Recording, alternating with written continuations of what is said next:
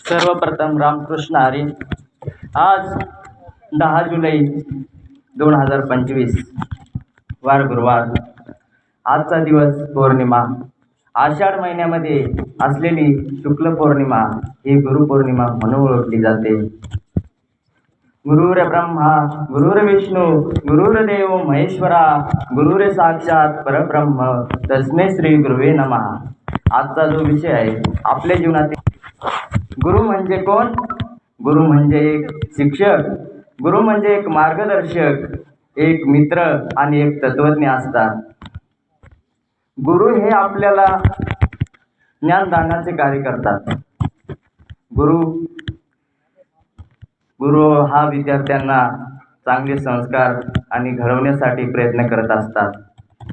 याच्यामध्ये दास म्हणजेच विद्यार्थी, गुरु म्हणजे शिक्षक असे माऊली म्हणत आहेत. आपण म्हणतो की भगवान शंकरांना तिसरा डोळा आहे, तर संतांचं असं मत आहे तो तिसरा डोळा म्हणजे आपलं ज्ञान होईल. आणि हे ज्ञान प्राप्त करणं म्हणजे तिसरा डोळा उघडणं असं माऊलींचं म्हणणं आहे. आपल्याला एक उदाहरण सांगतो आता. एक शिष्य आणि गुरु जेव्हा भेटतात तेव्हा त्या गुरुला शिष्य डोकं बाहेर काढण्याचा खूप प्रयत्न करत असतो.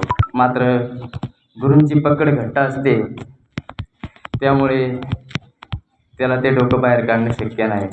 मग तो खूप प्रयत्न करतो, खूप तळमळ करतो आणि थोड्या वेळाने गुरु त्याला वरती काढतात. तेव्हा गुरु विचारतात, का रे म्हणे, तुला कशाची गरज वाटली? तेव्हा शिष्य धापा टाकत म्हणतो, हवेची गरज वाटली.